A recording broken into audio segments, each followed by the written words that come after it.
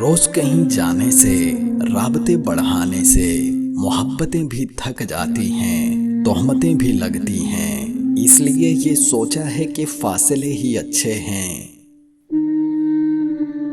جب لوگوں کے درمیان بیٹھے ہوئے آنکھیں پانیوں سے بھر جائیں اور منہ چھپا کر آنسو صاف کرنے پڑیں اور چہرے پر زبردستی کی مسکراہٹ سجانی پڑے، تب زندگی سے زیادہ بے رحم کچھ بھی نہیں لگتا۔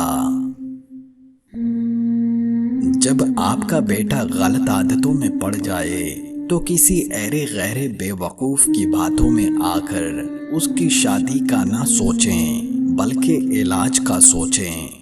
دوسروں کی بیٹیاں ایسے آوارہ انسان کی طرف سے پریشانیاں لینے کے لیے پیدا نہیں ہوتی۔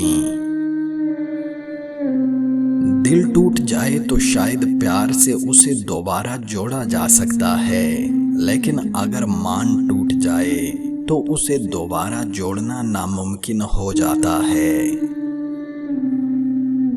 یہ 3 نیکیاں قیامت کے دن آپ کو عرش کا سایہ دیں گی۔ نمبر 1، ٹوٹے ہوئے دل کو جوڑنا۔ نمبر 2، دل نہ چاہتے ہوئے بھی کسی کو معاف کر دینا۔ نمبر 3، کسی کے گناہ پر پردہ ڈالنا۔ پیسہ کہتا ہے کہ مجھے حاصل کرو اور سب کو بھولا دو۔